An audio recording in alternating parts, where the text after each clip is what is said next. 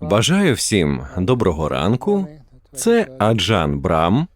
Сьогодні вівторок, 23 червня, і зараз я вам розповім невеличку історію, після котрої проведу медитацію. Я пам'ятаю сьогоднішню дату лише тому, що вранці ми дізналися, що хтось прийшов минулої ночі в наш монастир і обікрав скриньку для пожертв. Та ми повинні відпустити цю ситуацію. Іноді я замислююсь над питанням, в чому моя роль, і що я маю робити, коли трапляються такі речі, і коли вранці я побачив порожню скриньку для пожертв, то подумав, сподіваюсь, що тому, хто взяв ці гроші, вони принесуть радість, і він використає їх з користю і задоволенням.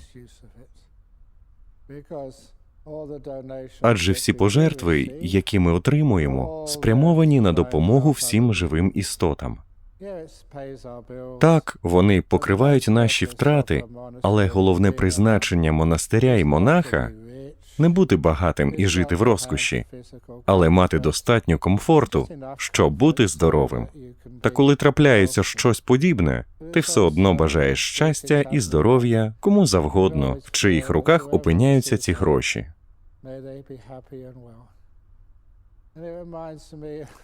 Це нагадало мені історію одного монаха. Він був абатом у міському храмі багато років тому. Одного ранку його розбудив шум у головному залі. Він встав, щоб подивитись, що сталося. Спочатку він подумав, що це один із ченців, який прокинувся раніше. Але виявилося, що це не монах, а злодій, грабіжник. Насуплений хлопчина, якому вдалося залізти до храму. Він тримав у руці великий ніж і намагався відкрити скриньку для пожертв. І знаєте, що зробив монах? Він подивився на нього і запитав, хто він і що тут робить. Злодій відповів, «Йди геть, не наближайся, а то я тебе заколю». В мене сьогодні аудиторія з 3 осіб, і вони тут заливаються сміхом над тим, як я імітую суворого грабіжника. Але злодій справді був гробіяном. Монах йому сказав, якщо тобі щось потрібно, бери, і поліз до кишені. Злодій націлив на ченця ніж і стежив за його рухами. Монах витягнув ключі і вручив грабіжнику зі словами, ось ключ до скриньки, бери, що хочеш. Злодій недовірливо подивився на нього, взяв ключ і відкрив скриньку з усіма грошима.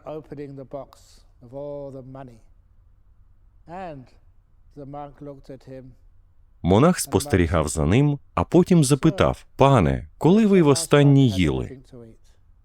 На що той, наповнюючи кишені грошима, закричав, «Не ваша справа».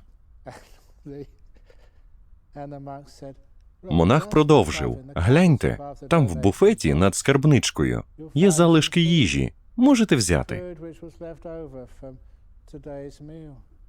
Злодій вигукнув, «Це якийсь підступ, чи не так?» Монах відповів, «Ні, пригощайтесь, будь ласка».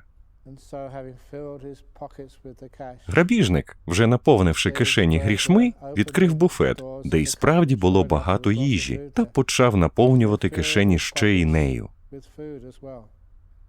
Виходячи, він наставив на ченця гострий ніж і наказав, щоб той не звертався до поліції.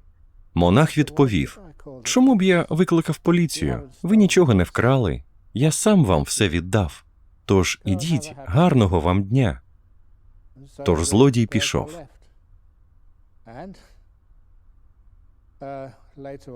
Пізніше монах повідомив раду монастиря про те, що трапилось. Члени ради були дуже вражені його доброзичливістю. Ставитися до людей з добротою – це прекрасно. А той бідолаха, вочевидь, був справді у скрутному становищі. Так вони втратили гроші, але не так вже й багато. Через кілька днів монах помітив у газеті, що грабіжника впіймали під час пограбування будинку іншої людини, яка не виявилася такою ж доброзичливою. Злодія засудили до 10 років позбавлення волі. Через 10 років монах був уже набагато старшим, але все ще був настоятелем монастиря. Якось він знову прокинувся рано вранці, почувши шум з кімнати, де знаходиться скринька для пожертв. Він пішов подивитися, що там відбувається. І як ви думаєте, кого він там побачив? Того ж самого злодія, тільки на 10 років старшого. Його вже звільнили з в'язниці, і він знову прийшов до монастиря з гострим ножем. Він подивився на ченця і запитав: «Пам'ятаєш мене?» «Звісно», – відповів старий монах і додав: «Ось ключ від скриньки».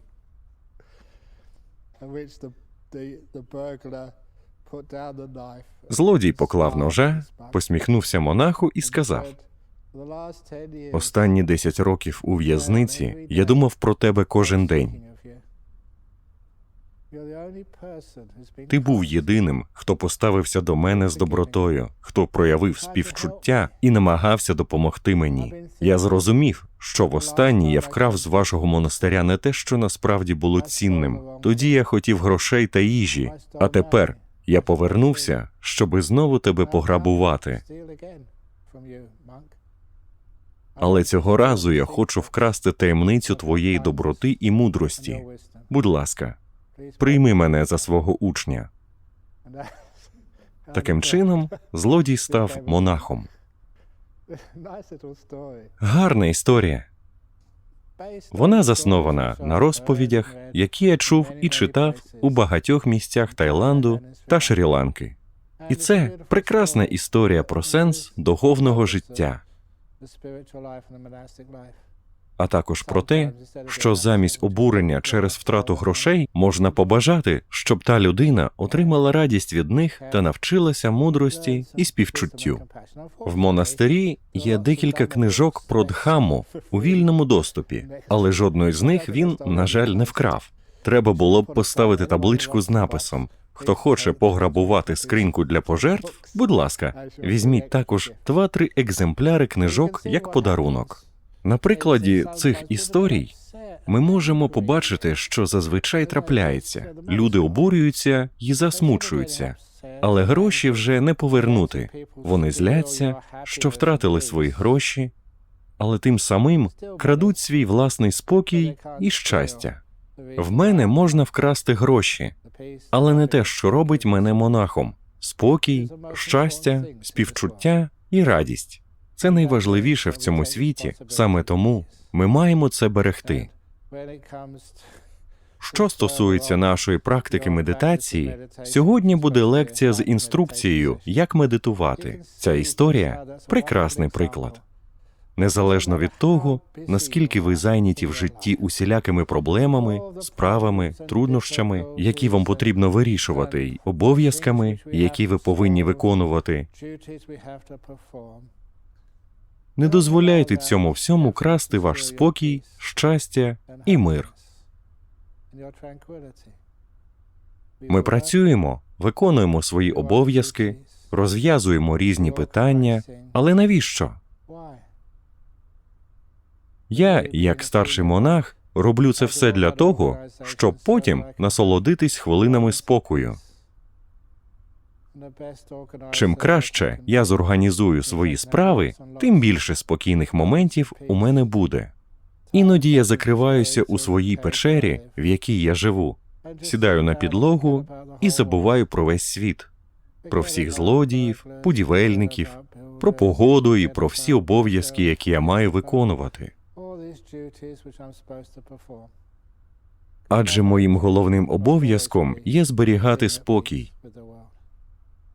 І якщо це означає бути доброзичливим до когось, то я буду. Звичайно, так жити для мене набагато веселіше і, безумовно, дуже важливо. Отже, крок за кроком ми вчимося віддавати перевагу нашому духовному життю, яке завжди повинно мати найвищий пріоритет перед матеріальним світом. Замість того, щоб турбуватись про те, як змінити світ і намагатися все упорядкувати згідно зі своїми бажаннями, нам потрібно поставити свій спокій на перше місце. Якщо треба, ми маємо виділити величезну кількість часу на те, щоб всі свої справи організувати так, аби потім у нас було якомога більше спокою і умиротворення. І ми, як керівники свого життя, повинні додати до його розкладу якомога більше спокійних моментів. Крім того, чим ви старші, тим менше вам потрібно керувати, тому у вас є більше часу на спокій та відпочинок. Якщо ви зробите спокій вашим пріоритетом, ви помітите, що знайти його буде набагато легше. У тихому місці, як от цей зал, де я зараз говорю, в такій тихій обстановці, люди часто дістають свої айфони, надсилають повідомлення, перевіряють, що відбувається на біржі, чи хто виграв у футбол, коротко кажучи, порушують спокій.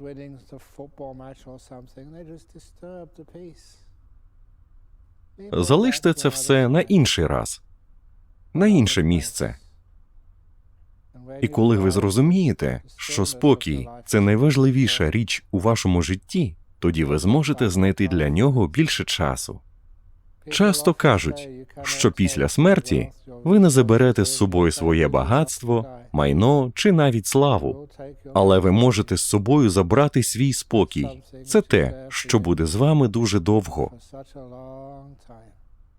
Тому варто інвестувати у свій внутрішній спокій. Це важливо. Ви також, можливо, чули різні буддійські порівняння, такі як, наприклад, медитувати, наче у вас горить тюрбан. Ми, звісно, не носимо тюрбани, але мається на увазі, що це наш найбільший пріоритет. Адже, якщо ваш тюрбан горить, ви зосередите свою увагу на тому, щоб погасити вогонь та уникнути опіків. Те ж саме стосується медитації. Переконайтеся, що ви погасили весь вогонь бажань, гніву та турбот, бо вони опалюють вашу свідомість. Ви знаєте, що я маю на увазі. Численні турботи спалюють наш розум, викликають стрес і спричиняють величезну кількість психологічних і фізичних проблем зі здоров'ям. Погасіть це полум'я і просто будьте. Знаходьте моменти для відпочинку, тому що вони важливі. Навчіться бути доброзичливими, навіть якщо у вас хтось вкраде пожертви за кілька днів. Будьте добрими, будьте ласкавими. Саме таким чином ви будете жити справжнім духовним життям, і це вам допоможе в тому, аби ваша медитаційна практика була успішною та плідною. Ви створите багато речей, які потім зможете забрати з собою назавжди. Отже, зараз сядьте в медитативну позу.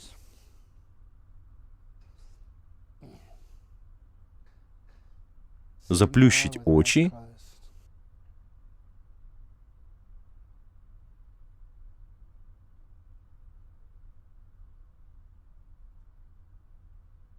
Відчуйте своє тіло. Ми повинні жити зі своїм тілом.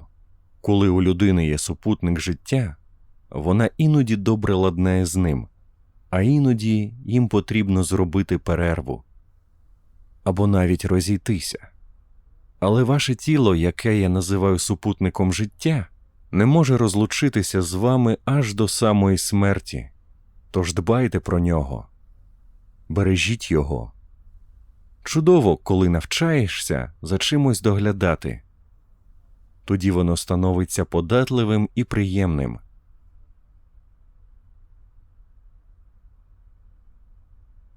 Тож я піклуюся про своє тіло. І, як завжди, я починаю з ніг і питаю, як вони себе почувають. Ноги, як почуваєтесь? Таким чином, я звертаю увагу на свої ноги. Питаю їх, як вони. Відчуваю їх.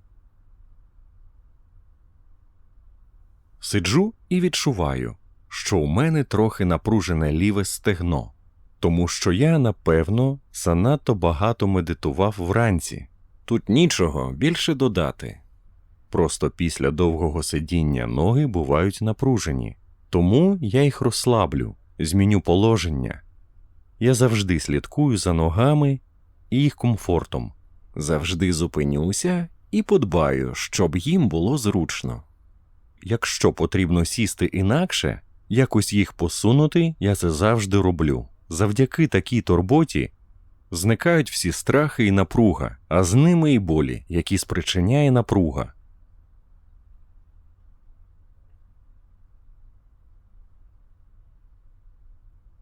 Почуття безпеки розслаблює.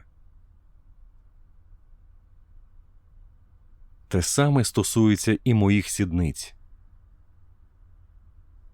Це досить звичайна частина тіла, яка, однак, може сильно впливати на медитацію. Якщо я не сяду зручно на подушці, у мене можуть заніміти ноги, неприємне відчуття, поколювання і повзання мурашок. Тому потрібно стежити за тим, аби сідниці були правильно збалансовані на подушці. Потім я питаю, як почувається спина. Спину, як завжди, хочеться добре розтягнути, тож я її належним чином розтягну. Я люблю розтяжку спини не лише для того, щоб вона потім почувала себе добре. Я вже одразу відчуваю блаженство. Відчуваю, як ендорфіни просочуються в кровообіг. Справді приємне відчуття. Сяду так, щоб спина була в зручному положенні. Спино, тобі зручно? Так, дякую.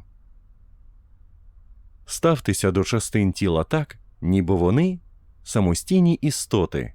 Ви знаєте їхні властивості, усілякі особливості та недоліки. Ви можете навчитися жити з ними у злагоді, так само, як я зараз намагаюсь зняти напруження з плечей, максимально їх розслабити. Звертаю увагу на м'язи. Я знаю, коли вони в напруженому стані, а коли в розслабленому. Знаю, як зняти напруження та розслабити їх. Саме це я зараз і роблю з плечима. Неприємно, коли вони напружені. А коли я їх розслаблю, то відчуваю себе чудово. Переходжу до рук. У мене немає проблем з ліктями, але якщо у вас якісь проблеми є, спробуйте розслабити ще й лікті. Подивіться, що ви можете зробити, щоб зменшити напругу та біль. Щоб і лікті були в комфорті. Не обов'язково, щоб результат був ідеальним. Головне, щоб було краще, ніж на початку. Потім перейдіть до рук і зап'ястя. А також переконайтеся, що ваші руки знаходяться у розслабленому положенні. Я питаю свої руки, що їм потрібно. Вам так зручно? Чи хочете змінити положення? І я слухаю, що мені говорять руки. Прислухатися до того, що вони мені говорять, називається уважністю, усвідомленістю. Якщо руки в правильному положенні і їм зручно, я повертаюсь до плечей і шиї. Вирівняю голову та шию так, аби вона не була нахилена вперед чи назад. Вона у рівному положенні. А тепер я перевірю горло, тому що в мене алергія на пилок рослин. А наразі в цій частині світу цвіте акація.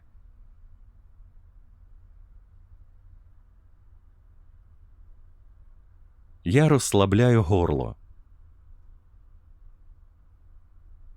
Звільняю якомога більше напруги. Як це зробити? Методом спроб та помилок. Коли я відчуваю подразнення в горлі, я намагаюся з'ясувати, як його полегшити.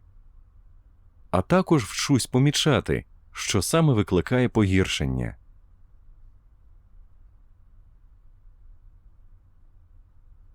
Я зосереджую увагу на одній частині тіла і вчуся.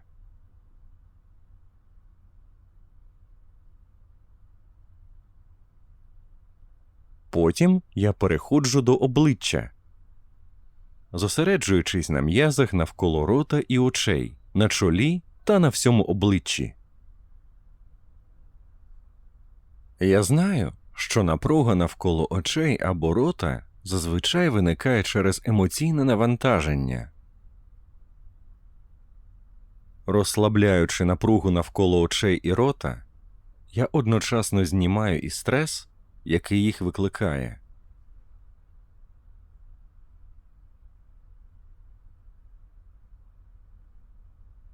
Я розслабляю обличчя так, аби воно було у стані повного спокою.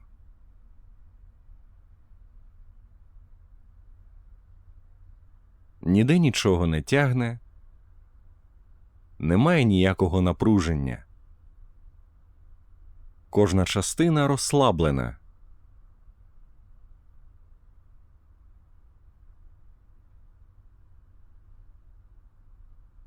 Я сприймаю все своє тіло як єдине ціле.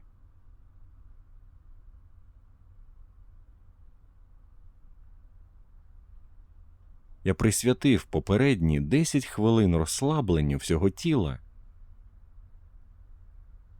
І тепер воно почувається дуже добре. Блаженне відчуття. І на цьому блаженному почутті в тілі я зараз зосереджуюся.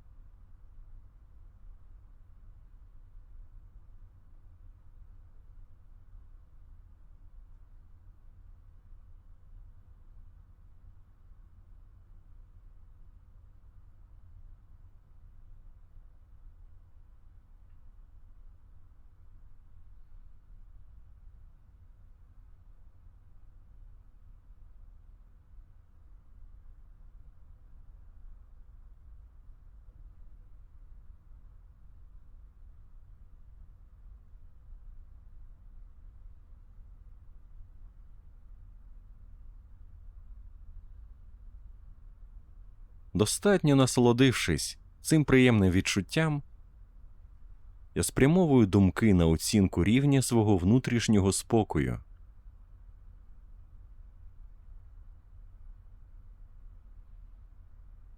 Наскільки я спокійний або схвильований?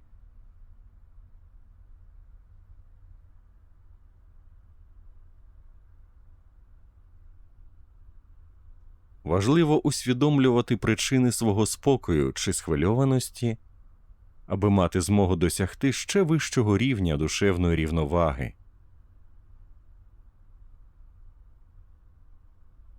Ви помітите, що коли ви спокійні, розум не має бажання блукати, тому що йому подобається перебувати у спокої.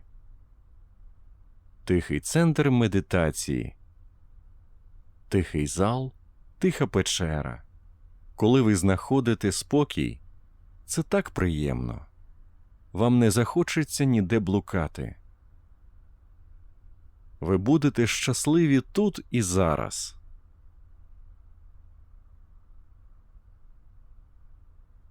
Ви відчуєте задоволення і щастя, що ви саме тут.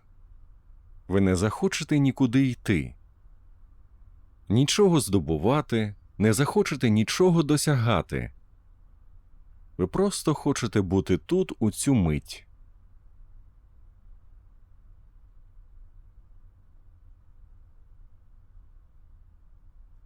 Я вважаю, що саме це є причиною того, що розум стає дуже спокійним і пильним. Адже енергія не витрачається на відволікання, вона зосереджена в теперішньому моменті в одному місці. Тому енергія оживає і сильнішає.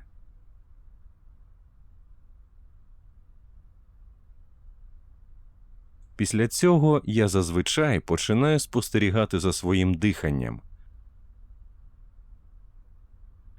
Дихання – мій старий добрий друг. Ми любимо проводити час разом. Я стежу за своїм диханням. Коли воно кудись йде, то я йду з ним. Якщо дихання зупиниться, я теж зупинюся.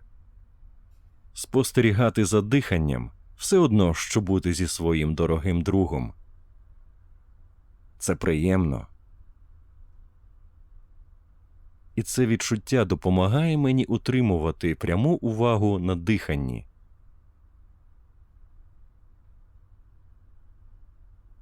Зараз я мовчатиму 5 хвилин і знову почну говорити в кінці медитації.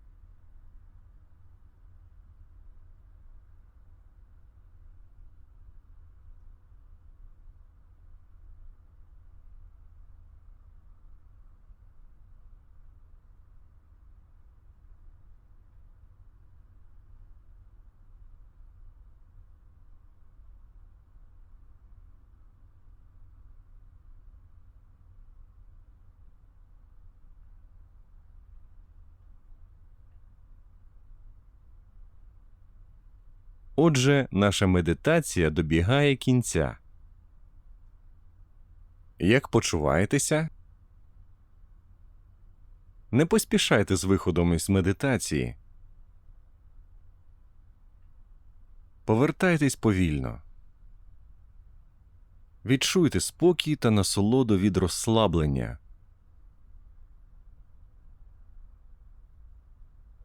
Щоб оцінити вплив медитації на ваше здоров'я та самопочуття.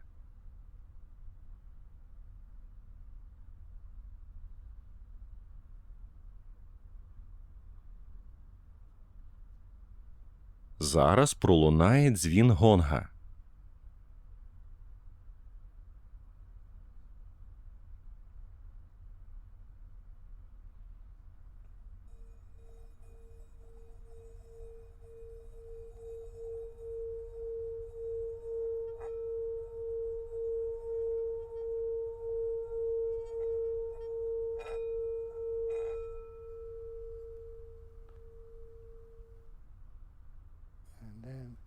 А нині в мене для вас благословення. Особливо для того грабіжника, який минулої ночі забрав усі пожертви. Нехай він або вона буде щасливим і здоровим.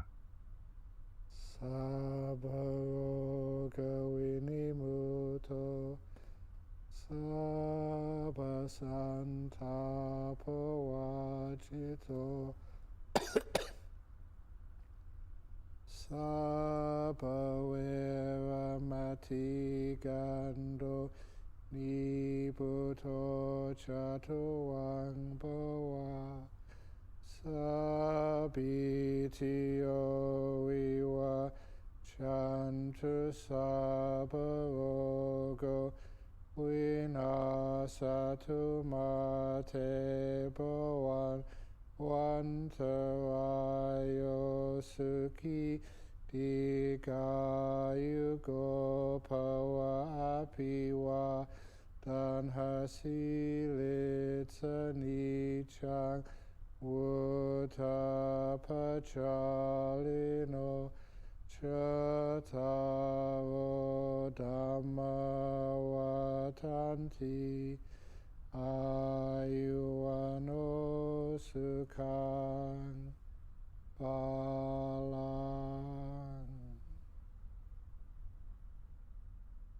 May you all be happy and well. Lots of good health and lots of peace in your life. Sadhu, sadhu, sadhu.